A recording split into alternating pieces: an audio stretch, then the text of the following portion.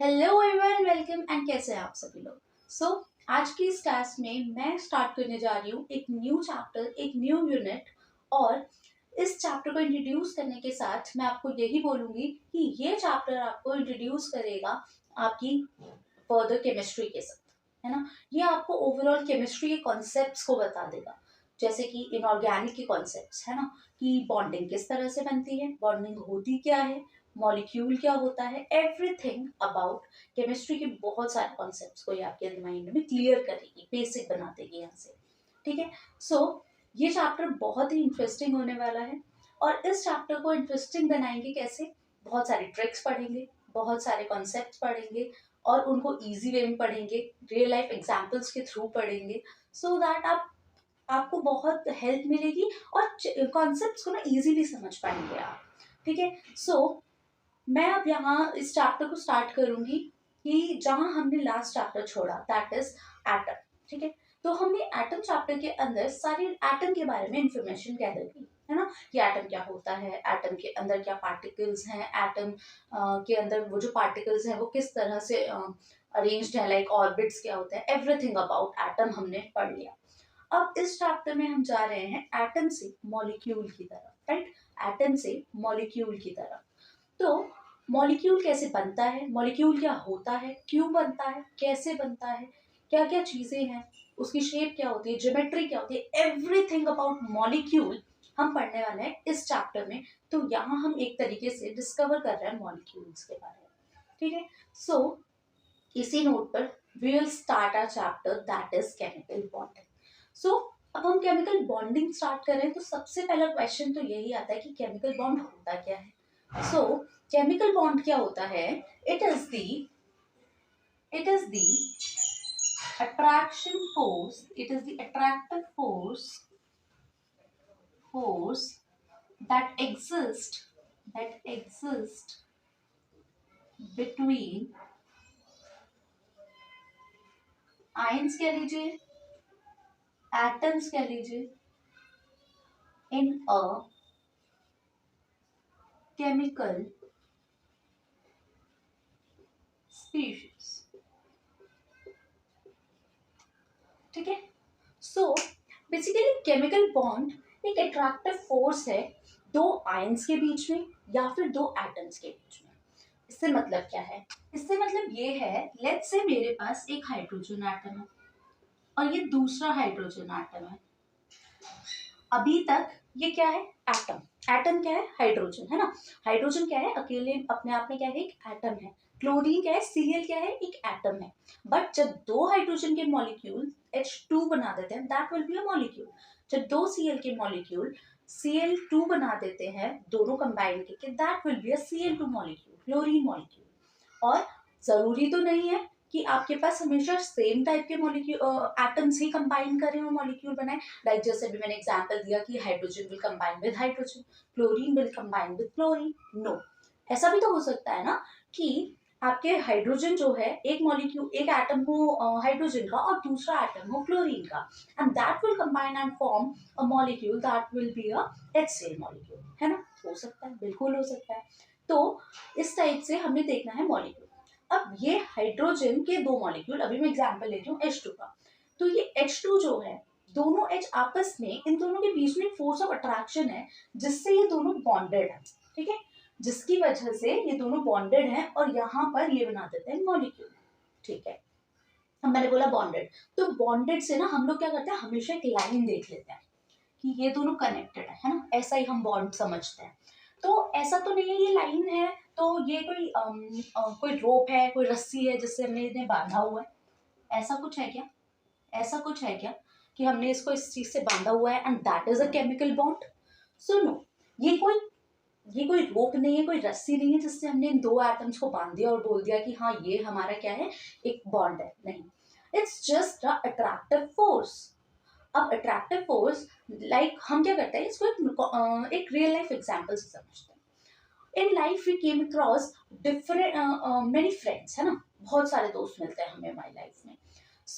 ऐसा तो नहीं है कि अगर कोई दो दोस्त हैं, लेट्स से मैं कहती हूँ कि सीता और गीता दो गर्ल्स हैं। ठीक है। अब ये सीता गीता दोनों ना दोस्त हैं। अब ये दोनों दोस्त हैं, तो इन ये दोनों के बीच में ऐसा तो नहीं है कि सीता गीता को हमने एक रस्सी के थ्रू बांध दिया है और हम कह रहे हैं वो दोस्त हैं, नहीं, ऐसा तो नहीं है ना। वो क्या है, उनका फोर्स ऑफ उनका उनका क्या है, अट्रैक्शन है एक दूसरे के लिए। वो क्या, क्यों क्यों है वो अट्रैक्शन, क्योंकि उन दोनों के थॉट सेम है, उन दोनों का इंटरेस्ट सेम है, उन दोनों की हॉबीज सेम है ना। तो इस तरीके से उनके बीच में कोई फिजिकली बॉन्ड हमें दिख नहीं रहा है, कोई कनेक्शन दिख नहीं रहा है, बट हाँ वो अट्रैक्टिव फोर्स है जो उन दोनों को फ्रेंड्स बना रहा है। ठीक है, तो उसी तरह से यहाँ पे क्या है, it's just attraction between two hydrogen atom, और ये hydrogen atom will form a H2 molecule. I hope आप लोगों को केमिकल बॉन्ड क्लियर होगा कि केमिकल बॉन्ड होता क्या है। अब मैं मूव करती हूँ, अगर आप लोगों को केमिकल बॉन्ड क्लियर है तो मैं मूव कर रही हूँ नेक्स्ट क्वेश्चन की तरफ हमारे, दैट ये केमिकल बॉन्ड बनता क्यों है, क्यों बनता है केमिकल बॉन्ड। ठीक है, so cause of chemical bond, chemical bond, ये केमिकल बॉन्ड क्यों बना। कोई भी चीज लाइफ में हम एक नॉर्मल देखें क्यों बनती है, हम कुछ बनना चाहते हैं, है ना। आप डॉक्टर बनना चाहते हैं तो क्यों बनना चाहेंगे, इसलिए बनना चाहेंगे क्योंकि आप बोलते हैं that life will be good, क्यों, क्योंकि आप स्टेबल हो जाएंगे, है ना। आपको क्या चाहिए, स्टेबिलिटी। तो ये मॉलिक्यूल भी क्यों बन रहा है, क्यों बन रहा है, क्योंकि इसको भी क्या मिल जाएगी, स्टेबिलिटी, इसको भी तो स्टेबिलिटी चाहिए। तो मॉलिक्यूल भी क्यों बन रहा है, स्टेबिलिटी अटेन करने के लिए। अब स्टेबिलिटी कैसे अटेन होगी, तो स्टेबिलिटी अटेन होगी बाय मिनिमाइजिंग इट्स एनर्जी। ठीक है, मतलब कि वो अपनी एनर्जी को करेगा minimise, to minimize potential energy,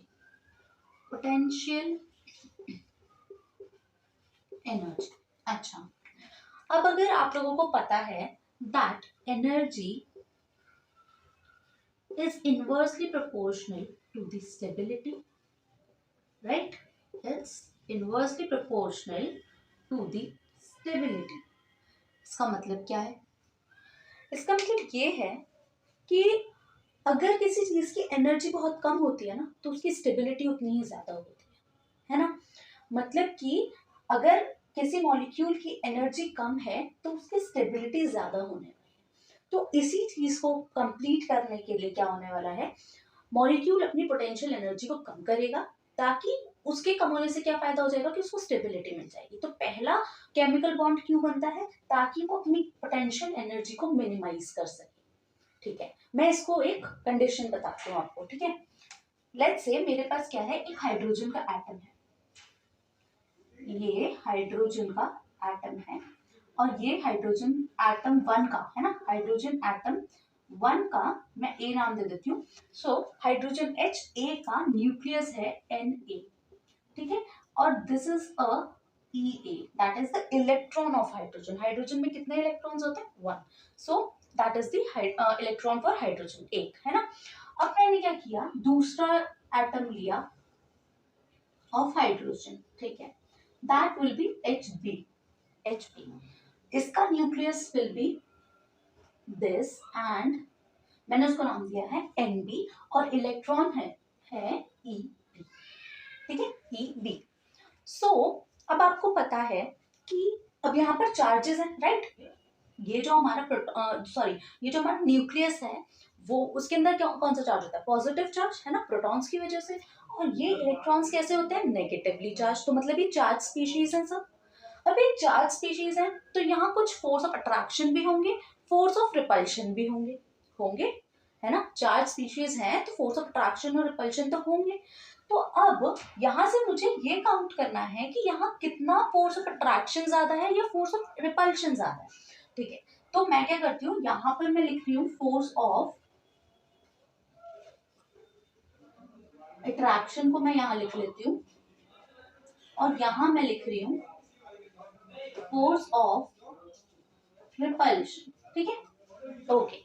so force of attraction, देखो जब हमारे पास सेम चार्ज मतलब सेम चार्ज वाली स्पीशीज होती हैं तो वो क्या करती हैं, they will repel each other, like charges repel each other and opposite charges attract each other. है ना। ये वाला प्रिंसिपल तो आई होप सबको ही पता है।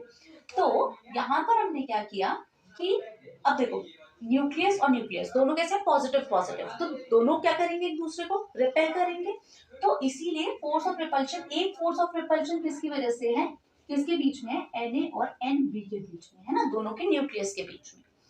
ये बात कब हो रही है, देखो ये दोनों जो है हाइड्रोजन के एटम है, दूर दूर तो ये दोनों इंडिविजुअली एटम ही है, बट जब ये दोनों पास आए, अट्रैक्शन फोर्स आया, तब की बात हो रही है कि तब क्या हो रहा है कि यहाँ पर फोर्सेस कौन से आएंगे, ये वाले दो फोर्स होंगे इन दोनों की वजह से जो उसको रिपेल कर रहा होगा। दूसरा रिपल्शन फोर्स कहाँ होगा, इसका इलेक्ट्रॉन इसके इलेक्ट्रॉन को भी रिपेल कर रहा होगा।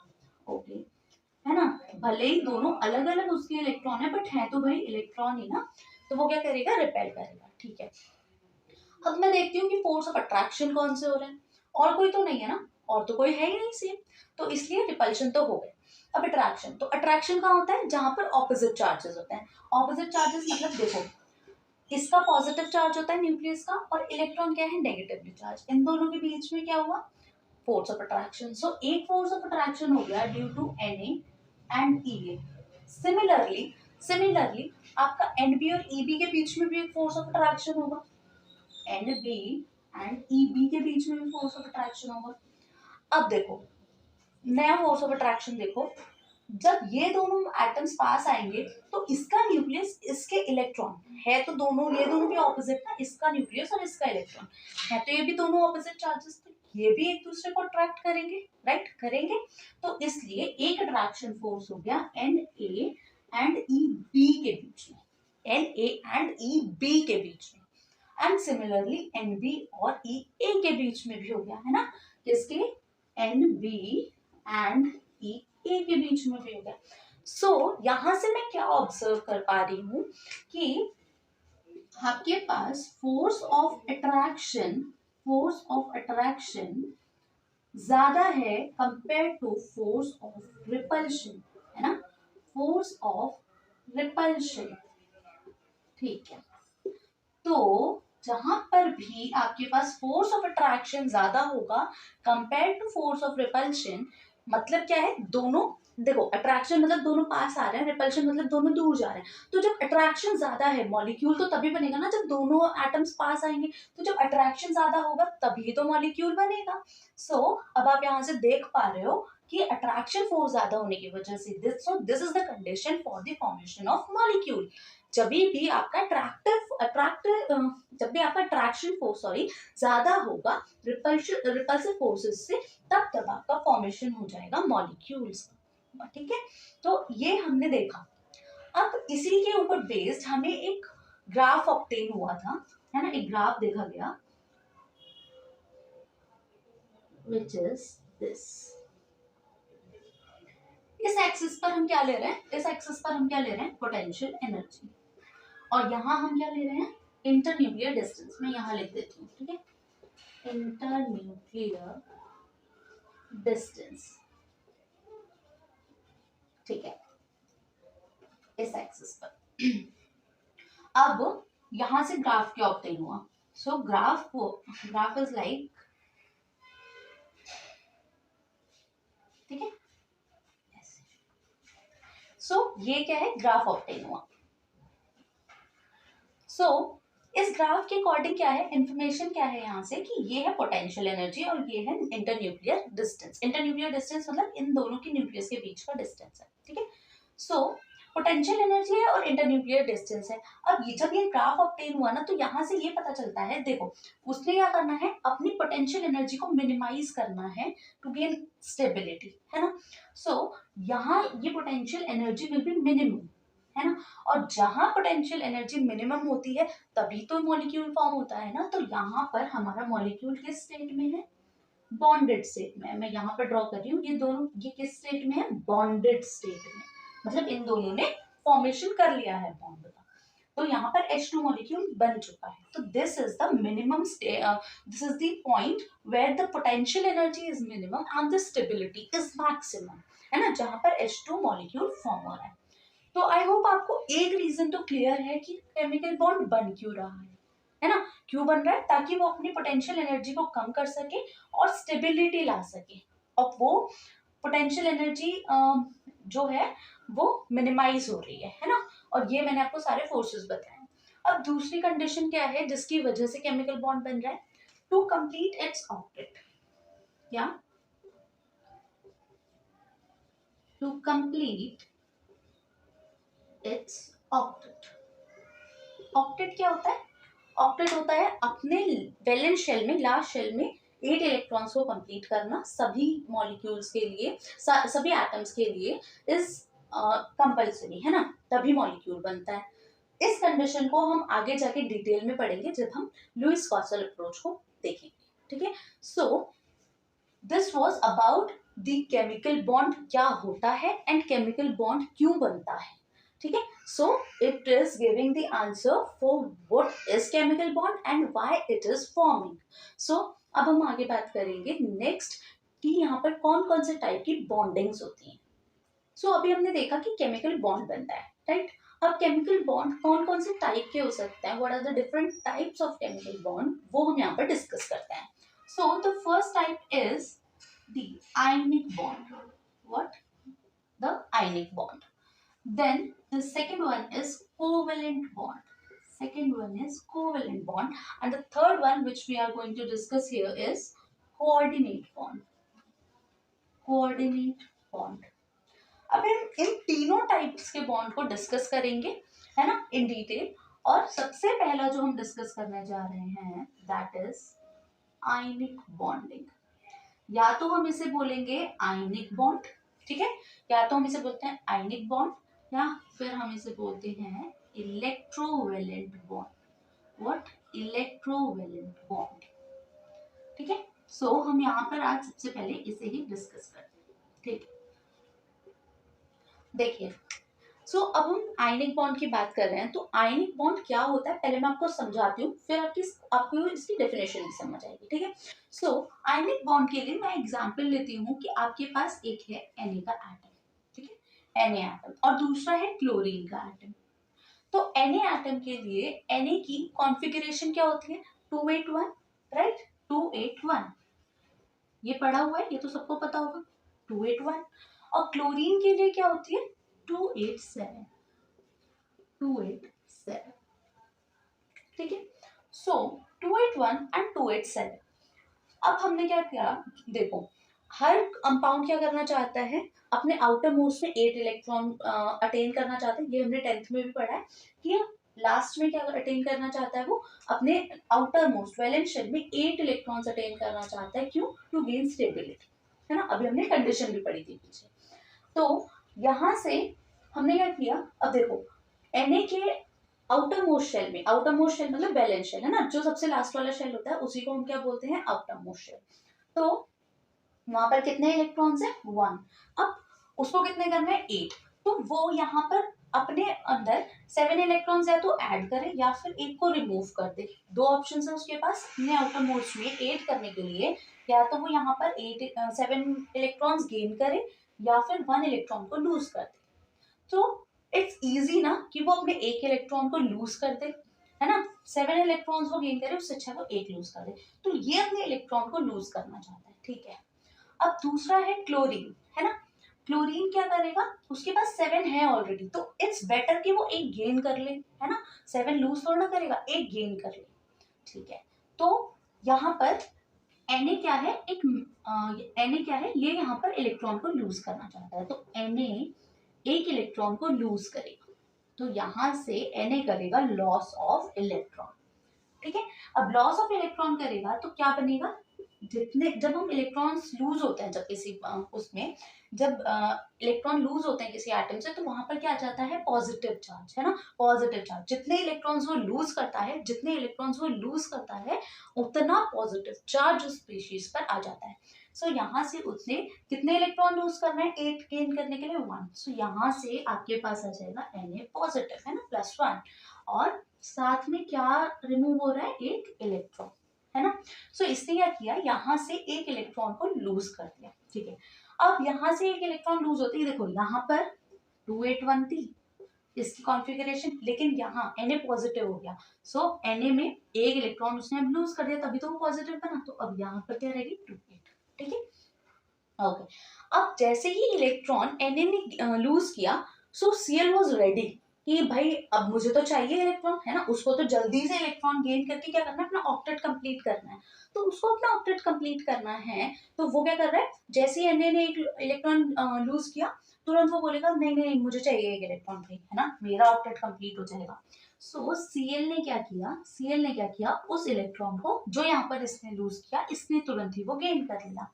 तो जब इसने वो गेन किया, क्या हुआ यहाँ से, गेन ऑफ इलेक्ट्रॉन। अब जैसे ही उसने इलेक्ट्रॉन गेन किया, तो जब हम इलेक्ट्रॉन गेन होता है तो वहां पर क्या लगा देते हैं, नेगेटिव साइन, अनायन बन जाता है ना। तो यहाँ पर क्या बन गया, एनायन। अब यहाँ कॉन्फ़िगरेशन क्या थी क्लोरीन की, 287, है ना। अब उसने क्या किया, 287 पहले थी, 28, और अब उसने एक नेगेटिव साइन भी ले लिया, मतलब एक इलेक्ट्रॉन और गेन कर लिया, 7 थे प्लस 1 8, है ना। तो यहाँ हो गई 288। आई होप मेरी बात क्लियर है ना।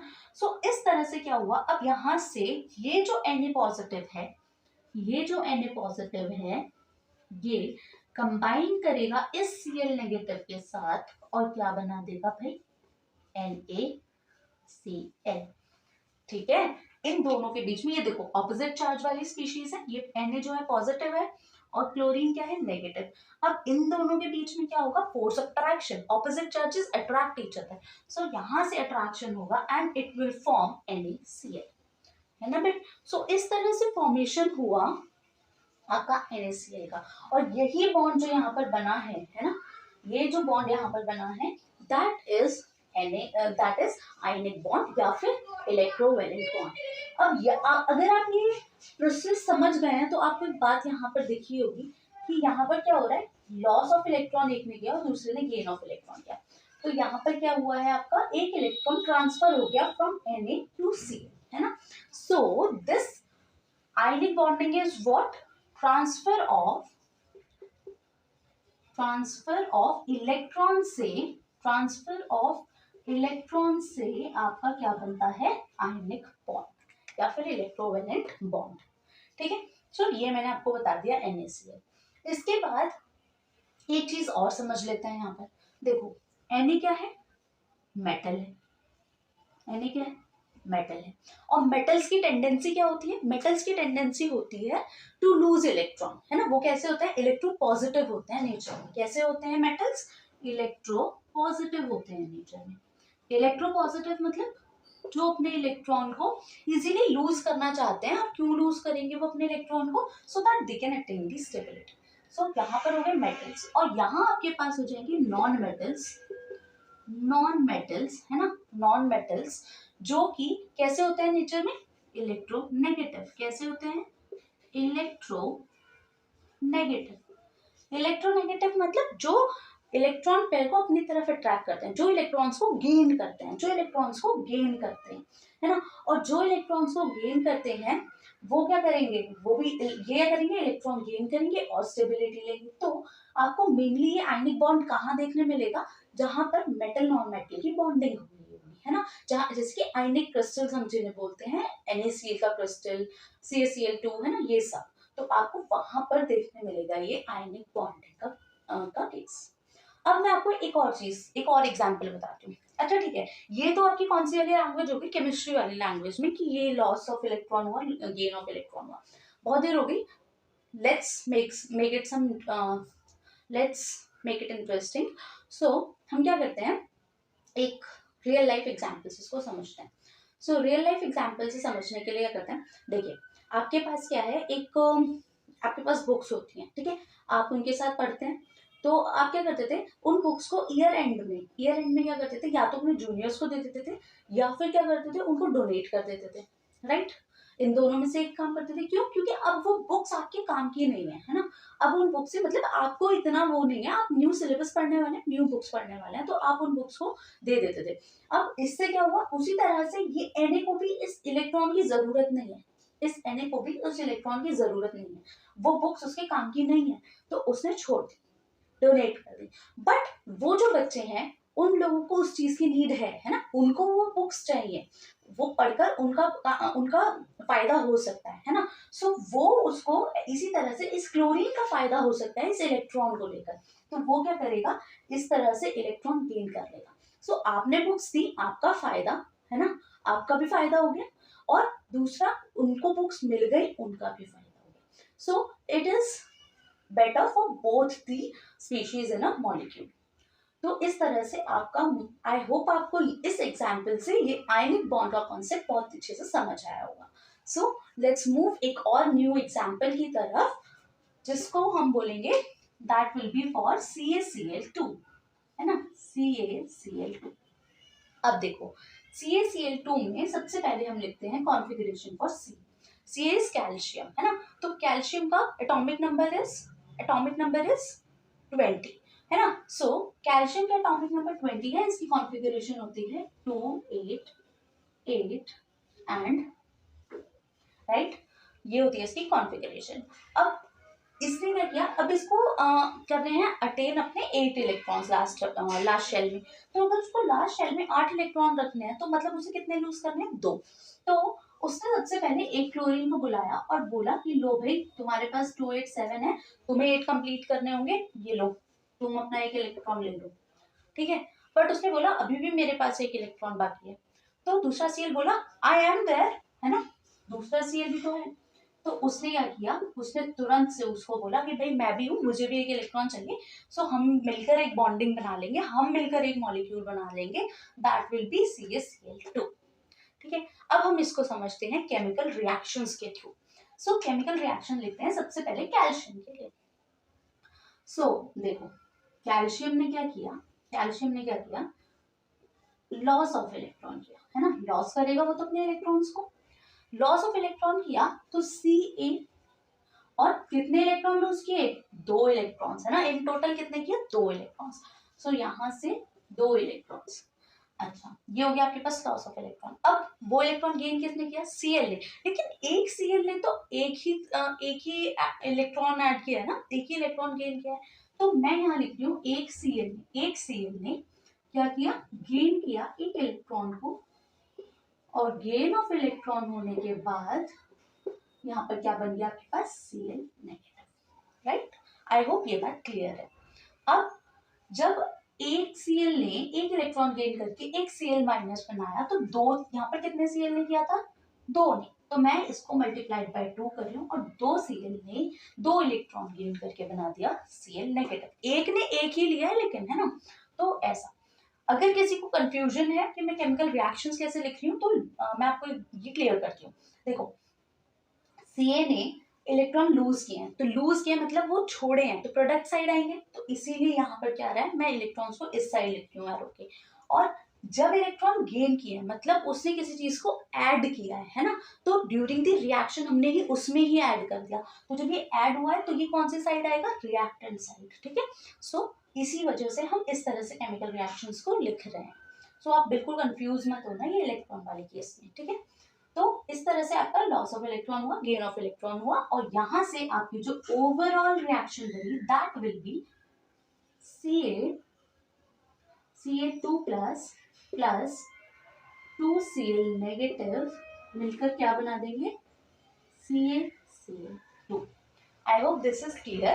एक Ca2 प्लस का मॉलिक्यूल कंबाइन करेगा 2Cl नेगेटिव के साथ और बनाएगा CaCl2, है ना, CaCl2। तो इस तरह से आपकी ओवरऑल बैलेंस केमिकल रिएक्शन आ गई है। अगर किसी को इसमें डाउट है, देन देखो एक मैंने ये लिखा था कि एक Cl ने इलेक्ट्रॉन गेन करके क्या किया है, Cl नेगेटिव बनाया है, राइट, यही लिखा था। देखो सिमिलरली एक और Cl का मॉलिक्यूल था जिसने गेन करके Cl नेगेटिव बनाया था, ठीक है। तो इन दोनों को ऐड करना पड़ेगा, है ना, अगर मुझे टोटल इलेक्ट्रॉन चाहिए। तो यहाँ पर मैं क्या बोल रही हूँ कि 2 Cl ने 2 इलेक्ट्रॉन गेन करके बनाया है 2 Cl नेगेटिव, है ना, और वही चीज तो मैंने यहाँ पर लिखी है। अगर किसी को कंफ्यूजन है तो आई होप ये इससे आपका क्लियर हो गया होगा, है ना। सो इस तरह से आपने क्या करना है, आयनिक बॉन्ड को देखना है कि आयनिक बॉन्ड इस तरह से फॉर्म होता है। अब हमने ये पढ़ लिया है कि आयनिक बॉन्ड कब बनता है, उसकी कंडीशन क्या है ना, और देन उसके बाद हमने ये देखा कि आयनिक बॉन्ड में इस केमिकल रिएक्शन को कैसे लिखना है। अब मैं यहाँ से आपको इंट्रोड्यूस कर रही हूँ एक बहुत important term, that is electrovalency. That is electrovalency. So let's see that. So everyone, मैं आपको इलेक्ट्रोवैलेंसी के बारे में बता रही थी। इलेक्ट्रोवैलेंसी क्या होती है? Electrovalency is the number of electrons gained or lost in a reaction is electrovalency, right? So हम लोग बात कर रहे हैं इलेक्ट्रोवैलेंसी के बारे में। क्या होती है electrovalency? Is the number of electrons gained or lost in a reaction is the electrovalency for that reaction. ठीक है। सो जैसे कि मैंने अभी आपको एक एग्जांपल बताया था, है ना, जहां पर मैंने आपको बोला कि Na loses its electron and gives you Na positive and electron, and then chlorine will accept this electron to form chloride ion, right? और यहाँ से ओवरऑल रिएक्शन जो आपके पास आई, that would be Na positive plus Cl negative gives NaCl, right? So यहाँ पर आप देख रहे हो कि Na ने एक इलेक्ट्रॉन को लूज किया और उसको गेन करके NaCl फॉर्म किया, राइट? सो अब हम यहाँ पे क्या बोल रहे हैं कि हमें बतानी है इलेक्ट्रोवैलेंसी। किसकी इलेक्ट्रोवैलेंसी डिफाइन करनी है हमें? इलेक्ट्रोवैलेंसी बतानी है ऑफ Na की क्या इलेक्ट्रोवैलेंसी है, and second electrovalency of Cl। ठीक है। तो हमें यहाँ Na और Cl की दोनों की इलेक्ट्रोवैलेंसी बतानी है। सो जितने नंबर, मैंने क्या बताया इलेक्ट्रोवैलेंसी क्या होती है? जितने नंबर गेन किए जाते हैं या लॉस किए जाते हैं रिएक्शन में, वो उसकी इलेक्ट्रोवैलेंसी होती है। So in this reaction Na is losing 1 electron. तो जब लॉस 1 इलेक्ट्रॉन का हो रहा है तो Na की electrovalency will be 1, right? And अब मैं बोल रही हूँ कि क्लोरीन की इलेक्ट्रोवैलेंसी क्या होगी? सो क्लोरीन की इलेक्ट्रोवैलेंसी बी वही होगी कि उसने कितने इलेक्ट्रॉन्स गेन किए। तो उसने इलेक्ट्रॉन्स गेन किया 1, है ना, इलेक्ट्रॉन एक इलेक्ट्रॉन गेन किया। सो क्लोरीन के लिए हो जाएगी -1, राइट? सिमिलरली अगर मैं आपको बोलूं that you have to find out for MgCl2, तो जैसे अभी हमने CaCl2 के लिए रिएक्शंस लिखी, बिल्कुल सेम उसी तरह से आप MgCl2 के लिए रिएक्शंस लिखिए और आपको पता चलेगा कि Mg जो है that will lose 2 electrons, right? That will lose 2 electrons and Cl will gain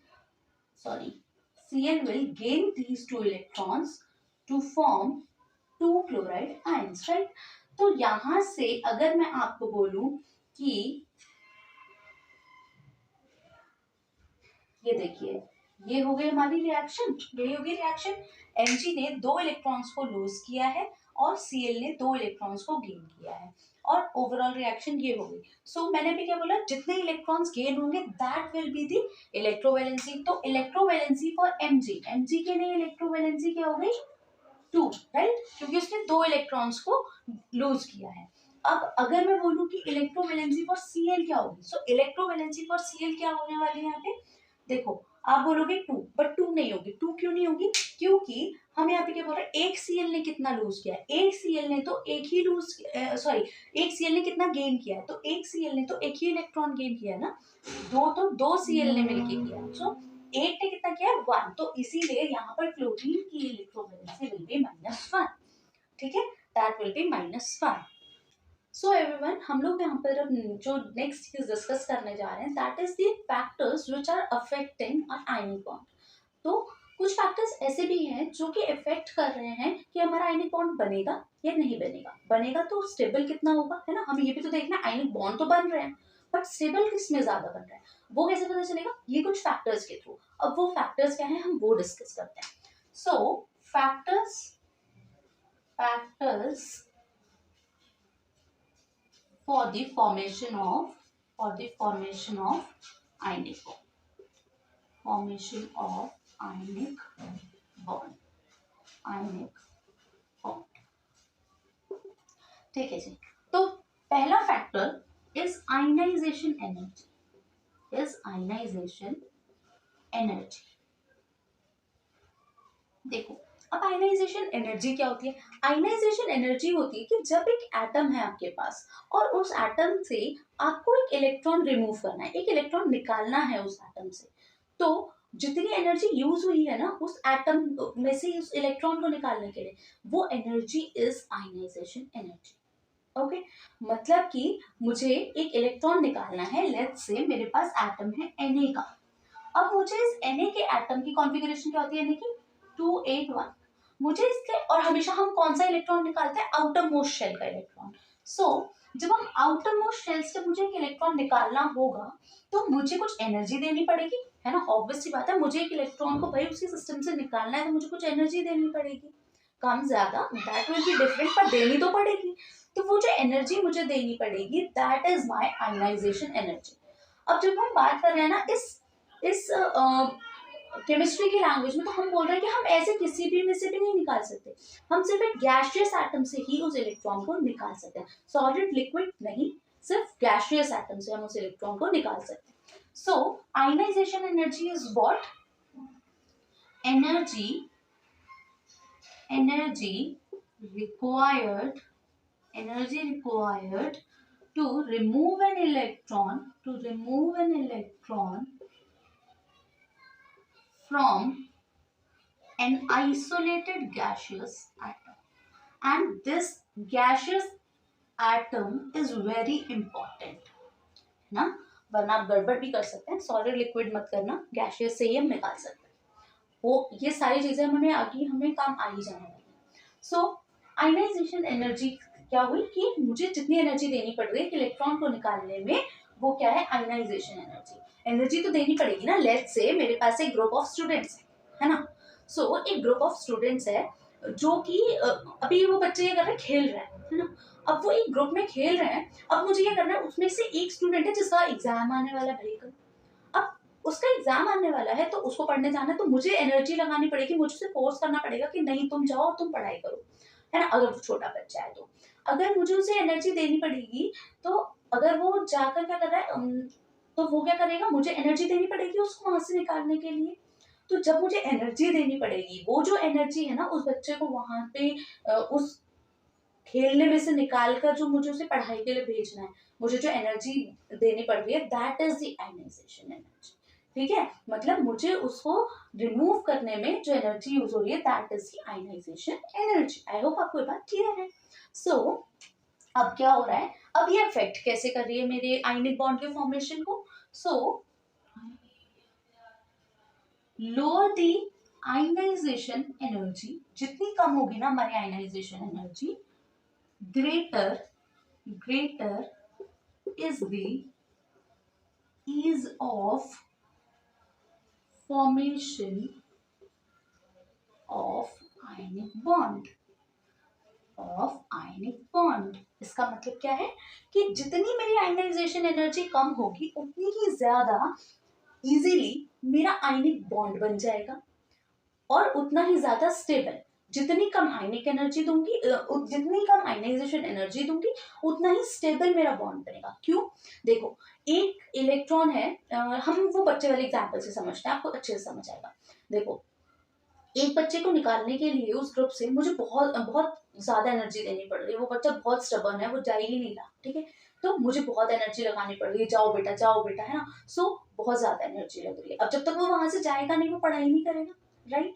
अब दूसरा क्या है कि एक बच्चा है जिसको मैंने बोला, थोड़ा सा ही बोला, उसकी ionisation energy is very low, वो बड़ी जल्दी से मान गया और वो चला गया अपनी पढ़ाई करने।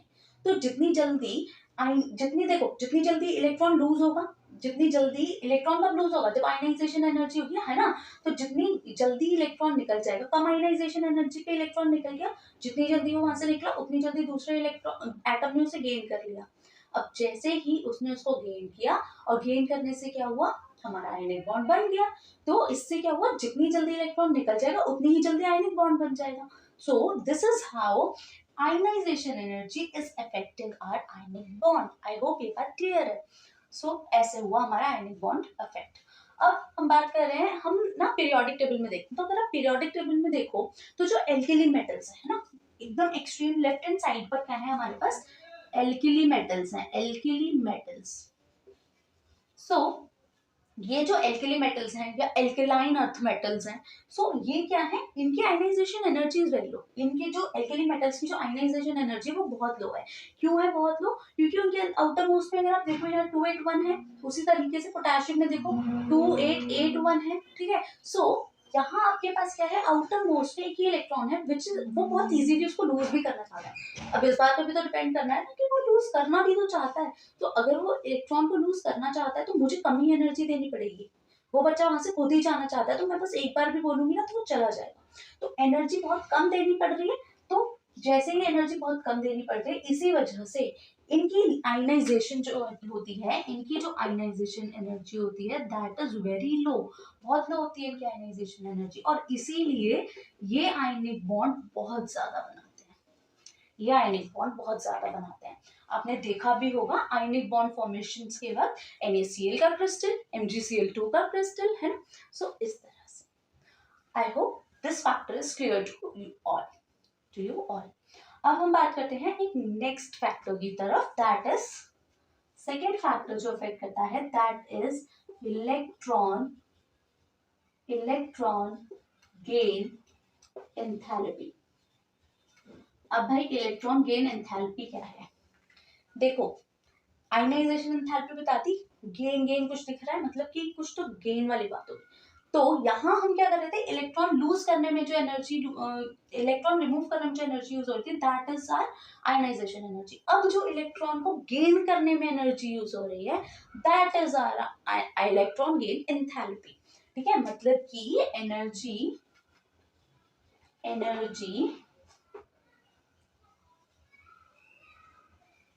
required to gain an electron in an isolated gaseous atom. So यहाँ पर भी the very main condition which is important is the gaseous atom। मतलब कि यहाँ भी और यहाँ भी हम इलेक्ट्रॉन को रिमूव या गेन सिर्फ एक गैशियस एटम से ही कर सकते हैं, ठीक है। सो जब हम इलेक्ट्रॉन को गेन करवा रहे हैं, अब मैं क्या कर रही हूँ, एक इलेक्ट्रॉन को ऐड करवा रही हूँ। अब मैं इलेक्ट्रॉन ऐड करवाऊंगी तो इलेक्ट्रॉन ऐड करवाने से क्या होगा, इलेक्ट्रॉन ऐड करवाने से क्या होगा आपका वो क्या होगी हमारी एनर्जी, इलेक्ट्रॉन गेन एंथैल्पी। अब जितनी ज्यादा इलेक्ट्रॉन गेन एंथैल्पी होगी, greater the electron gain enthalpy, greater is the ease of formation of ionic bond.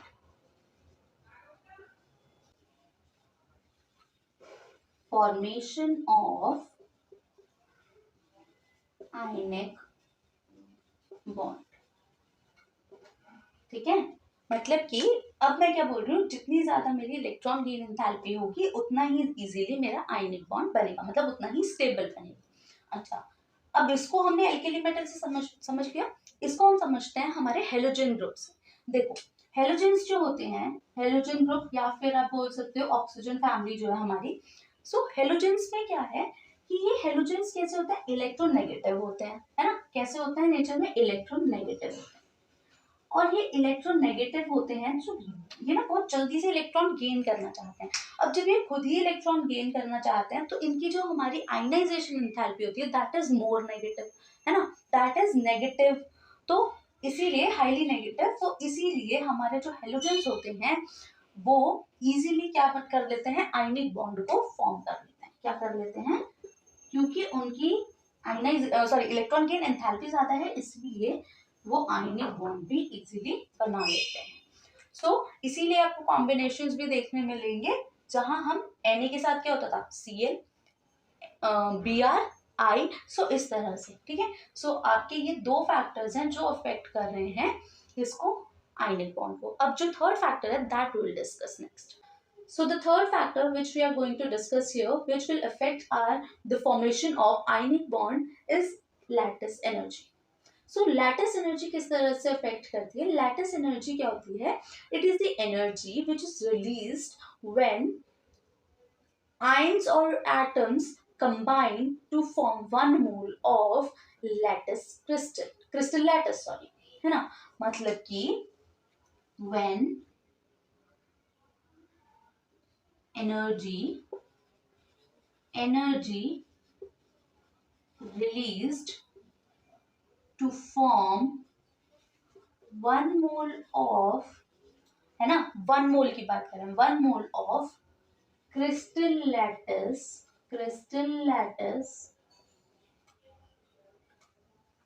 From its, किन से बनेगा वो, अपने कॉन्स्टिट्यूएंट, मतलब अपने रिस्पेक्टिव आयन से या एटम से, है ना। सो इसका मतलब क्या है कि यहाँ पर हम बोल रहे हैं क्रिस्टल लैटिस फॉर्म होने के बाद, ठीक है।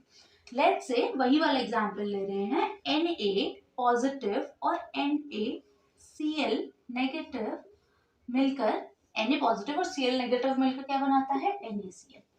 और ये NaCl इज व्हाट, जब बहुत सारे एक लैटिस, एक क्रिस्टल फॉर्म में बन जाएगा तो वो क्या होता है, उसी को हम क्या बोल रहे हैं, crystal lattice.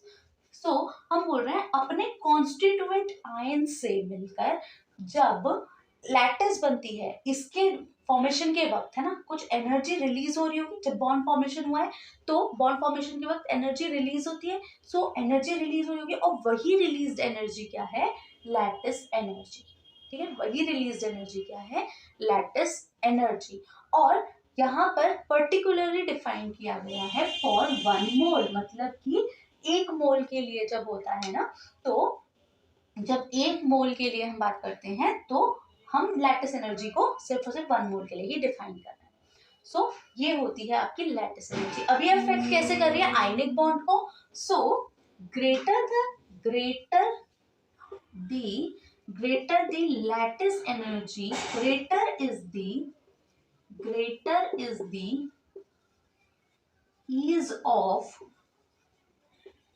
formation of ionic bond। इसका मतलब जितनी ज्यादा लैटिस एनर्जी होगी उतना ही इजीली आपका आयनिक बॉन्ड बन जाएगा। मतलब कि देखो, मतलब कि लैटिस एनर्जी का मतलब क्या है कि हम बोल रहे हैं कि वो अपने कॉन्स्टिट्यूएंट आयन से जब क्रिस्टल लैटिस फॉर्म में आता है वो होती है लैटिस एनर्जी, है ना, मतलब कि बॉन्ड बना रहा है। तो जितनी ज्यादा लैटिस एनर्जी होगी, मतलब जितनी ज्यादा एनर्जी रिलीज होगी उतना ही स्टेबल आपके पास बॉन्ड बन जाएगा। तो इसीलिए आयनिक बॉन्ड स्टेबल होगा, ज्यादा स्टेबल होगा for the high lattice energy, ठीक है। So this was about the lattice energy. अब कुछ फैक्टर्स हैं जो इस लैटिस एनर्जी को भी अफेक्ट कर रहे हैं, वो कैसे, देखो ये दोनों आपस में क्या है, जितनी एनर्जी यूज हो रही है ना, एक Na मॉलिक्यूल, Na आयन और Cl आयन कंबाइन होकर जब NaCl बना रहे हैं तो कुछ एनर्जी जो रिलीज हो रही है, सेम एनर्जी इज रिक्वायर्ड जब हम NaCl को ब्रेक करेंगे Na और Cl नेगेटिव में, ठीक है, सेम एनर्जी, बट वो हमें देनी पड़ेगी उसको। तो हम बात कर रहे हैं कि वो फैक्टर्स क्या हैं। तो वो क्या होगा कि 2 चार्ज स्पीशीज हो गई, है ना, क्रिस्टल में एक Na पॉजिटिव हो गया और एक क्या हो गया, Cl नेगेटिव, राइट, एक Cl नेगेटिव। तो ये क्या है, दोनों चार्ज पार्टिकल्स होगा, चार्ज स्पीशीज होगी, और ये इनके बीच में कुछ ना कुछ डिस्टेंस होगा r, है ना, और इनके बीच में क्या है, ये फोर्स ऑफ अट्रैक्शन है जिसकी वजह से केमिकल बॉन्ड है। केमिकल बॉन्ड क्या था, force of attraction. So this is representing something like Coulombic force, है ना। सो वहीं से कूलम्बिक फोर्स क्या होता है, कूलम्बिक फोर्स क्या होता है, F is equals to KQ1 Q2 by R square, यही होता है। सो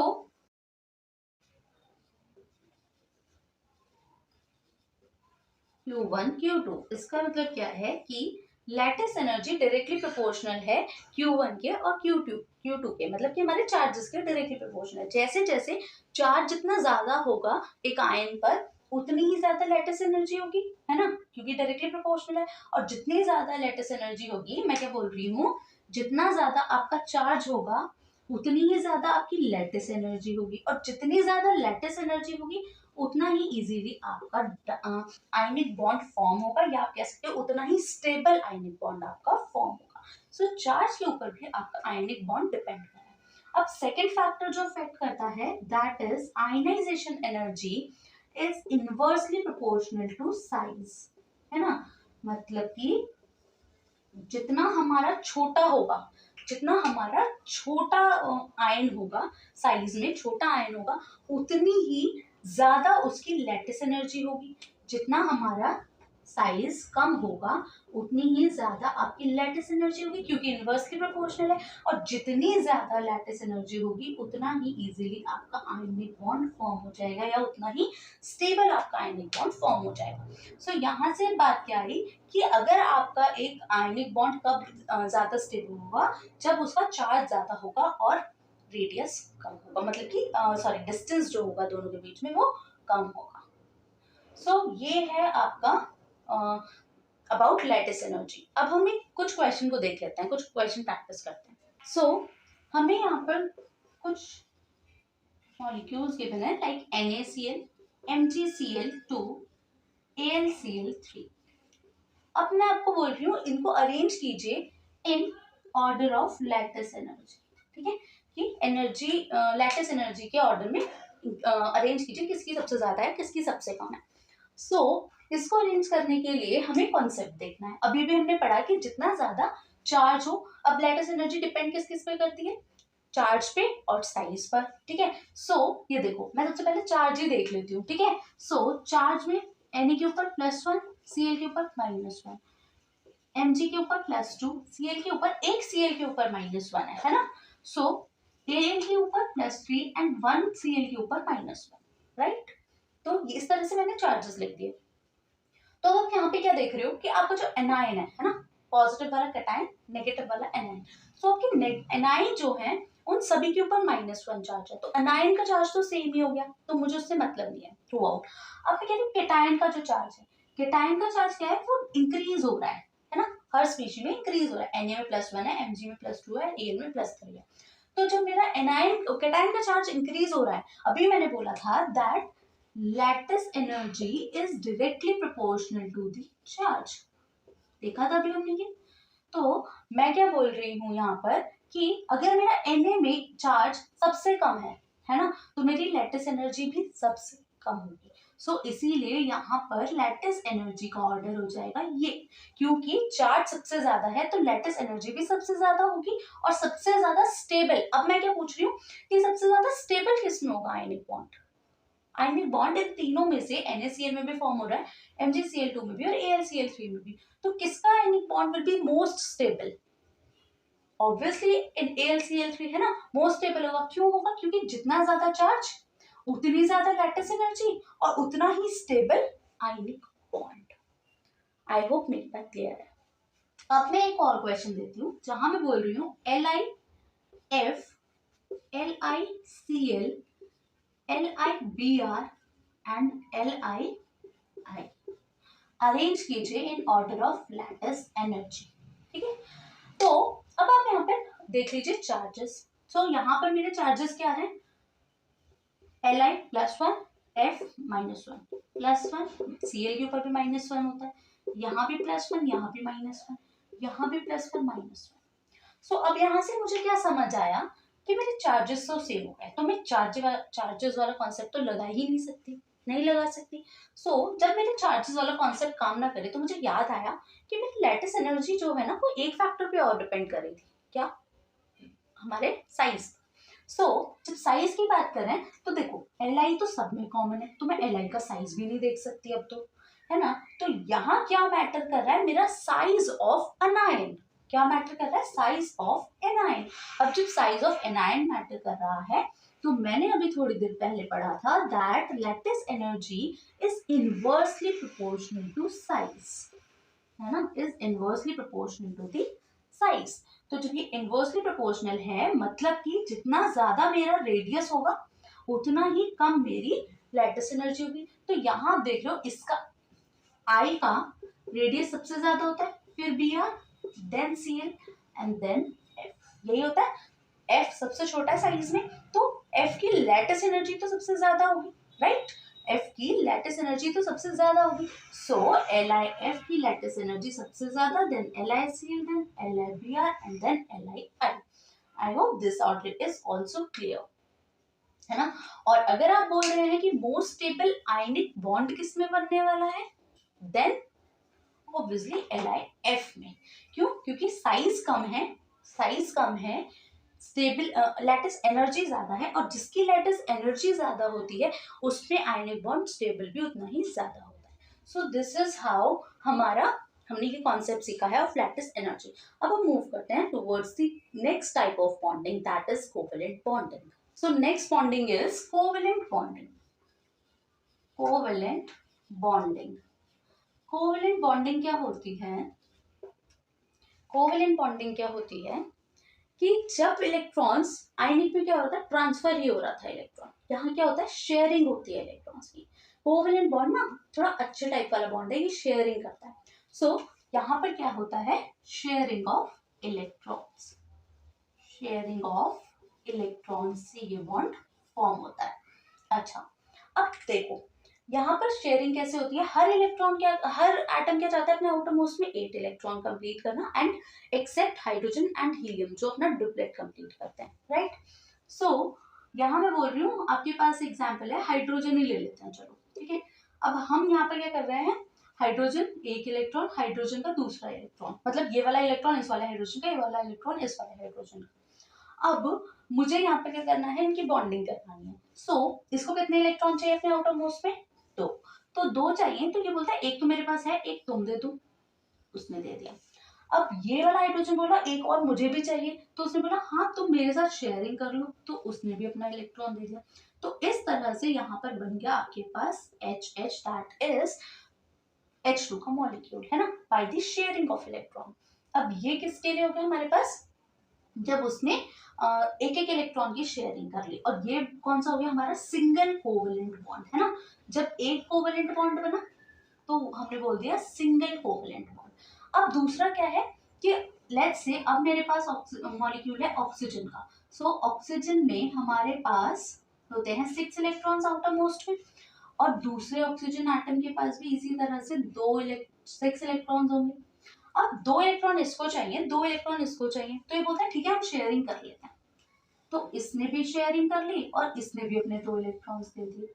तो यहाँ आपके पास बन गया कितना, देखो एक एक और ये 2, ठीक है। तो यहाँ पर 2 बार हमने 2 बॉन्ड्स बने हैं, और यही क्या है हमारा डबल कोवेलेंट बॉन्ड। क्या है, डबल कोवेलेंट बॉन्ड। अब मैं आपको एक और एग्जांपल देती हूँ, जहां पर मैं एक बात कर रही हूँ N3 के बारे में, है ना। आप खुद भी उसे प्रैक्टिस जरूर कीजिएगा, इनको आप बनाएंगे तो ही प्रैक्टिस होगी। N के आउटर मोस्ट में कितने इलेक्ट्रॉन्स होते हैं, 5, है ना। सो मैंने यहाँ पर बना लिए हैं 5 इलेक्ट्रॉन्स। इसी तरह से इस वाले नाइट्रोजन में भी क्या होते हैं, 5 इलेक्ट्रॉन्स। अब देखो इस नाइट्रोजन को अपना ऑक्टेट कंप्लीट करने के लिए, अपने आउटर मोस्ट में 8 कंप्लीट करने के लिए कितने इलेक्ट्रॉन्स चाहिए, 5 हैं, 3 और चाहिए। तो ये क्या करेगा, यहाँ से 3 इलेक्ट्रॉन्स को ले लेगा। सिमिलरली इसको 3 देगा भी, इसको 3 देगा भी, ठीक है। सो इस तरह से इन्होंने क्या किया, बॉन्डिंग करी। तो यहाँ पर हमारे पास 2 थे, और ये 1 2 एंड 3, यहाँ पर कितने बार कितने इलेक्ट्रॉन्स की शेयरिंग हुई है, 3 इलेक्ट्रॉन्स की शेयरिंग हुई है। तो इसको हम क्या बोल रहे हैं, ट्रिपल कोवेलेंट बॉन्ड, ठीक है भाई।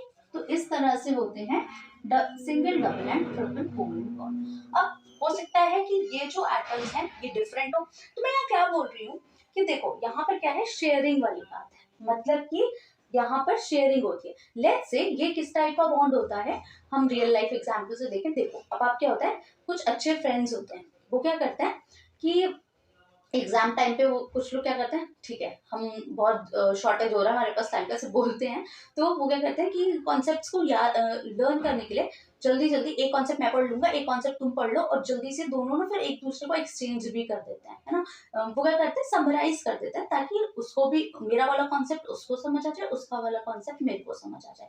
उससे क्या हुआ कि मुझे वो वाला टॉपिक भी आ गया और अपना वाला भी आता है, ऐसे ही उसको उसका वाला भी आता है और मेरा वाला भी आता है।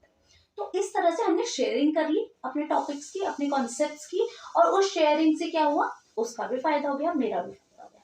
सिमिलरली कोवेलेंट बॉन्डिंग में इसने शेयरिंग की, दोनों एटम क्या करते हैं, शेयरिंग कर लेते हैं इलेक्ट्रॉन्स की। उससे क्या होता है, इसका भी ऑक्टेट कंप्लीट हो जाता है, या इसके केस में ड्यूप्लेट, तो इसका भी ऑक्टेट कंप्लीट हो जाता है और इसका भी, दोनों का फायदा भी हो जाता है और बॉन्डिंग भी हो जाती है, ठीक है। सो इसीलिए कोवेलेंट बॉन्डिंग जो है शेयरिंग से होता है, शेयरिंग ऑफ इलेक्ट्रॉन से बनता है, और फायदा हो जाता है दोनों का, शेयरिंग में विश्वास रखता है, ठीक है। सो ये है आपका बॉन्ड। अब हो सकता है आपके पास कि मॉलिक्यूल कुछ अलग आ जाए, लेट्स से हम ले लेते हैं HBr, ठीक है। तो H में आउटर मोस्ट में होता है 1 इलेक्ट्रॉन और Br Br मतलब कौन सी फैमिली का है, हेलोजन फैमिली का। हेलोजन फैमिली में आउटर मोस्ट में कितने इलेक्ट्रॉन्स होते हैं, 7, है ना, 7। तो मैंने यहाँ पे बना लिया 7 इलेक्ट्रॉन्स। अब हाइड्रोजन बोल रहा है मुझे तो भाई बस ड्यूप्लेट कंप्लीट करने के लिए 1 इलेक्ट्रॉन चाहिए। तो ब्रोमीन ने उसको तुरंत हेल्प की और दे दिया। अब हाइड्रोजन को, अब ब्रोमीन बोला ऑक्टेट तो मुझे भी कंप्लीट करना है, मुझे भी 1 इलेक्ट्रॉन चाहिए, तो इसने भी दे दिया। तो इस तरह से इन दोनों ने बना दिया 1 इलेक्ट्रॉन की शेयरिंग से HBr। आई होप आपको ये बात समझ आई होगी, है ना। सो इस तरह से बनते हैं कोवेलेंट बॉन्ड्स। अब हम करते हैं next type of bond discuss. So the next type of bond which we are going to discuss is coordinate bond. Coordinate bond. अब कोऑर्डिनेट बॉन्ड क्या होता है, कोऑर्डिनेट बॉन्ड होता है जो कि डोनेट करता है अपने इलेक्ट्रॉन्स, ठीक है। इसमें इलेक्ट्रॉन्स को डोनेट किया जाता है। सो ये क्या करता है, डोनेट करता है, donation of electrons, donation of electrons करता है। कैसे, देखो हम एग्जांपल लेते हैं O3 मॉलिक्यूल का, ठीक है। हम एग्जांपल लेते हैं O3 मॉलिक्यूल का। O3 में आपके पास एक एटम हो गया ऑक्सीजन का, दूसरा और तीसरा। यहां मैं इन सबके आउटर मोस्ट इलेक्ट्रॉन्स को ड्रॉ कर रही हूँ। 6 होते हैं ऑक्सीजन में, मैंने सभी के 6 इलेक्ट्रॉन्स को ड्रॉ कर लिया, ठीक है। अच्छा, इसको बताने से पहले मैं एक बार आपको समझाती हूँ। देखो यहाँ पर क्या है कि एक आपके पास एटम है A और लेट्स से दूसरा एटम है B, ठीक है। अब B को इलेक्ट्रॉन्स की जरूरत है बट उसके पास देने के लिए कुछ नहीं है, ठीक है, वो दे नहीं सकता। देखो कोवेलेंट बॉन्ड में एक कंडीशन और बहुत इंपॉर्टेंट जो थी बस कि वो जितने इलेक्ट्रॉन्स देता है ना उतने लेता भी है, ठीक है। मतलब अगर वो 1 इलेक्ट्रॉन दे रहा है तो वो 1 लेगा भी, 2 दे रहा है तो 2 ही लेगा। ऐसा नहीं होगा कि 2 इलेक्ट्रॉन दे तो देगा बट लेगा सिर्फ 1, नो, ठीक है। सो वो इक्वल शेयरिंग करता है। यहाँ पर क्या है, अब इसके पास है ही नहीं इलेक्ट्रॉन देने के लिए, तो बट इसके पास है, इसके पास एक पेयर है इलेक्ट्रॉन का विच इज एक्स्ट्रा, उसके पास पड़ा हुआ है, ठीक है। तो वो क्या करेगा, अपने इलेक्ट्रॉन्स को उसे थोड़ी देर के लिए डोनेट कर देगा कि हाँ ठीक है तुम भी हमारे साथ बॉन्डिंग कर लो, है ना। हम क्या करते हैं, एक कोऑर्डिनेट बॉन्ड बना लेते हैं, डोनेट कर देता हूँ मैं एटम्स, पर दिए नहीं है, बी को टोटली दे नहीं दिया उसने, उसने जस्ट क्या किया, बॉन्डिंग की है, जस्ट उसने डोनेट किया ताकि वो बॉन्डिंग में पार्टिसिपेट कर सके। लेट्स से आप एग्जाम देने आए हो और आप कुछ स्टेशनरी आइटम भूल गए हो, ठीक है। अब आप स्टेशनरी आइटम भूल गए हो तो आप अपने फ्रेंड से बोलोगे कि आई वॉन्ट टू बोरो, है ना, आई वॉन्ट टू बोरो जो भी आप आइटम भूलोगे। सो जब आप उससे बोरो करोगे तो वो आपको क्या करेगा कि वो आपको वो स्टेशनरी आइटम दे रहा है। अब जब वो आपको दे रहा है तो उसने क्या किया, उसने जस्ट आपको फॉर द टाइम बीइंग उसने आपको दिया है कि हाँ ठीक है you can give your exam, ठीक है। तो आपने वो एग्जाम दे लिया। अब एग्जाम देने के बाद आप उसको रिटर्न कर दोगे, बट हाँ उसने आपको पूरी तरह ट्रांसफर नहीं कर दिया, दे नहीं दिया, बट हाँ एक दे दिया ना, वो उस वक्त वो भी यूज नहीं कर रहा है तो शेयरिंग भी नहीं हुई, है ना, आपने तो उसे कुछ नहीं दिया, तो जस्ट उसने डोनेट किया है। तो इसी तरह से ये होता है कोऑर्डिनेट बॉन्ड। उसी तरह हम यहाँ समझते हैं, देखो आपको समझ आ जाएगा। हमने क्या किया, हमने बोला सबको ऑक्टेट कंप्लीट करना होता है, तो इस ऑक्सीजन ने बोला कि भाई मुझे 2 इलेक्ट्रॉन चाहिए, तो ये ऑक्सीजन बोला ठीक है मुझसे ले लो 2 इलेक्ट्रॉन। ये बोला कि मुझे भी चाहिए, तो इसने भी दे दिया कि ठीक है तुम भी ले लो 2 इलेक्ट्रॉन।